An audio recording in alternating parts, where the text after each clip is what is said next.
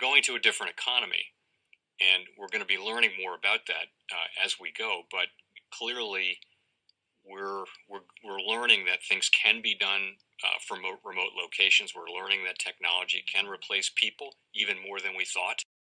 We're not going back to the same economy. We're recovering, but to a different economy, and it'll be one that is more leveraged to technology. And I worry that that is going to make it even more difficult than it was for many workers. In Silicon Valley, and my friends who work in technology know that what we did to the manufacturing workers, we are now going to do to the retail workers, the call center workers, the fast food workers, the truck drivers, and then even bookkeepers, accountants, insurance agents, lawyers, and on through the economy.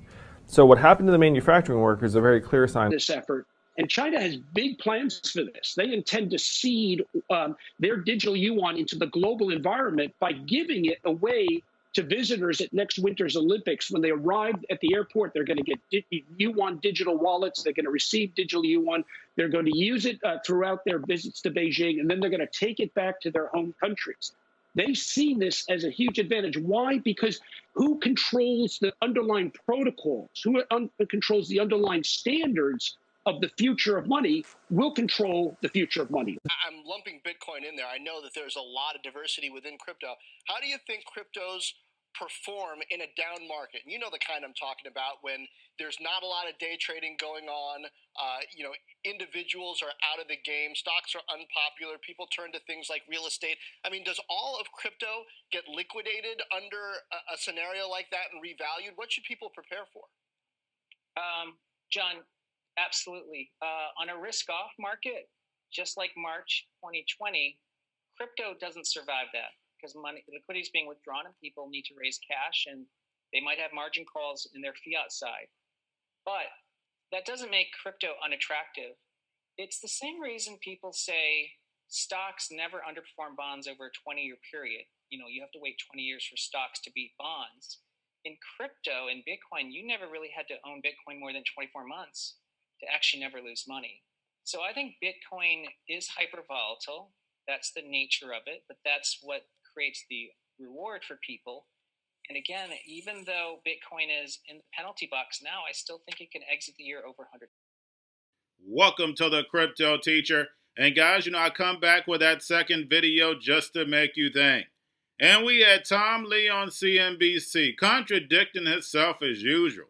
He says shrinking liquidity and crypto doesn't survive. But then at the end, he says crypto can get to 100,000 at the end of the year. And we clearly know the Fed is going to start shrinking liquidity. That's the reason why Bitcoin and stocks hit all-time highs, because the Fed was pumping it. Now it's time to drain it to build the fourth industrial revolution. And then we have this crazy topic, Bitcoin versus Ethereum as commodities. We don't compare gold with coffee. We know that Bitcoin is a currency and Ethereum is that utility. And Ethereum has been called the new internet. We know the platform is going to give the world a paradigm shift. And then also we talk about regulation. We know the reason why we don't have regulation. We know the Fed wanted to open that casino to make enough money to build the fourth industrial revolution. That's the reason why regulation is put on the back burner. Remember what the New York Attorney General stated. She saw the illegal things that Tether was doing. But because they all know rules, no regulation, so they can't do anything about it. Because we know, when it comes to the New World Order, it's all planned out. Y'all have a wonderful day. That Ether has a better shot at becoming a real commodity than Bitcoin. He says the Ether is an engine that helps drive blockchain transactions, while Bitcoin is purely speculative and lacks an endgame. Both got crushed yesterday, Christina, but Ether is outpacing Bitcoin by about triple this year. Well, do we really think it's a bold call? Because this is a conversation that's been going on for quite some time. And I only say this because I was at a party and we were talking about this, and somebody at the party just said, think of Ether like a giant foundation, a platform where you can keep building applications. You can keep providing smart contracts. It's going to be the center of decentralized finance, which means that you're going to bypass those banks, bypass those companies, and just deal directly through the technology. Bitcoin, on the other hand, doesn't offer that platform. So that's the major difference between the two. There's a lot of room for Ether or Ethereum to grow. And just in July, there's going to be a major revamp too. So we could see some volatility coming, but it could make it a lot more scalable. And Casey, I mean, there are drawbacks that people kind of say about Ethereum. Maybe it has like adverse network effects, where it gets more expensive the bigger it grows. But you know, when you read a little bit into that whole NFT phenomenon, that appears to ride the rails of Ethereum as well. So yes, all of these are why people say, look, you can get Bitcoin and blockchain all in one. I guess that argument just works until it doesn't, right? Look, I mean, there are a lot of smart people out there who are big believers in Ethereum. I saw a lot of people excitedly tweeting yesterday when the price crashed about how much that they were buying up. So it clearly has that core base of super fans. But at the end of the day, we're several years into it, and we still haven't seen a breakout hit come off of this platform. You know, at some time, I think Ethereum is going to have to put up or shut up here. What about NFTs, Casey? Well, so NFTs, I think, are something that is worth watching. I think there are a lot of folks who are going to get into the idea of these digital collectibles. We have seen some successes there. I think the question, though, is just like, do you need Ethereum for that? Or just going to invent their own coins? Absolutely. Dom will give you a quick last word. So I would say this. 3 years ago, I was at a CB Insights Future of FinTech conference doing a fireside chat with Joseph Lubin, who's the co-founder of Ethereum. And his whole notion is this is Web 3.0. This is all about decentralization. I would also say that it's about the utilization of it. It's a faster platform. So if you're looking for transaction-based kind of blockchain elements, this is the one. And that's the reason why maybe Bitcoin is perhaps falling a little bit more out of favor versus Ethereum in that chart that you just showed here today. Dom, I hope you bought some Ethereum after talking to him.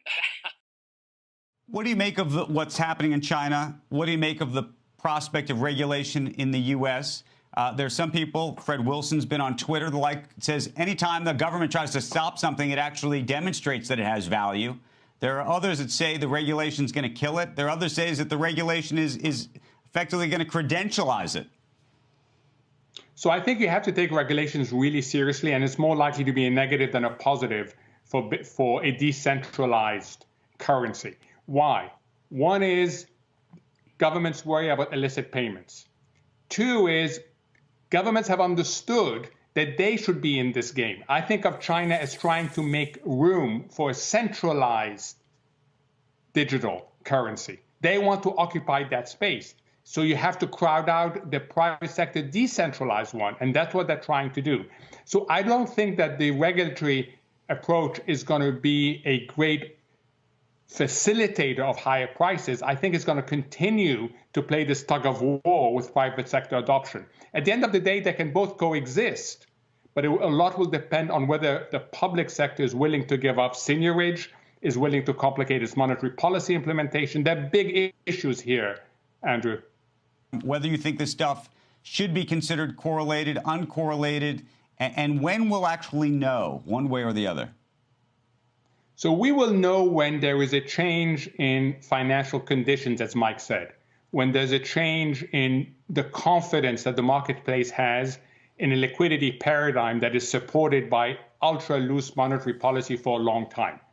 As long as that paradigm stays in place, we are going to see certain rotations, but we're not going to see a major move down in assets. If, however, there is doubt, inflation being one, the Federal Reserve changing its policy stand being another, these are all possibilities, not probabilities, possibilities, then you would expect a major move. And then I suspect we'll find that all sorts of things are correlated.